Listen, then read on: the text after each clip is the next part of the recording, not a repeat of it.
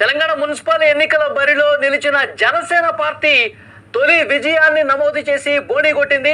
నల్గొండ జిల్లా Nereducharla municipality 14వ ward నుంచి పోటీ చేసిన జనసేన అభ్యర్థి అర్రూరి విజయలక్ష్మి ప్రత్యర్థి మీద ఘన విజయం సాధించింది.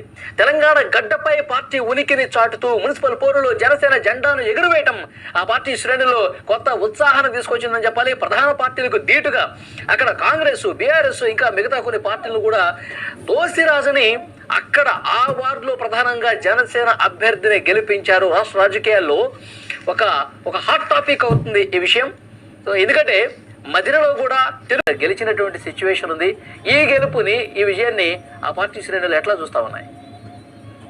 వాళ్ళు ముఖ్యంగా నేరేడుచర్ల మున్సిపాలిటీ గురించి చెప్పుకుంటే వాళ్ళు చాలా పోలింగ్ కూడా ఎక్కువ జరిగింది. 79.24% ఇక్కడ నేరేడుచర్లలో పోలింగ్ పర్సెంటేజ్ అనేది నమోదవ్వడం జరిగింది. ఓటర్లు చాలా చైతన్యవంతంగా ఇక్కడ ఓట్లు వేశారు. కొన్ని వార్డుల్లో అయితే 9వ వార్డు కానీ మిగతా వార్డుల్లో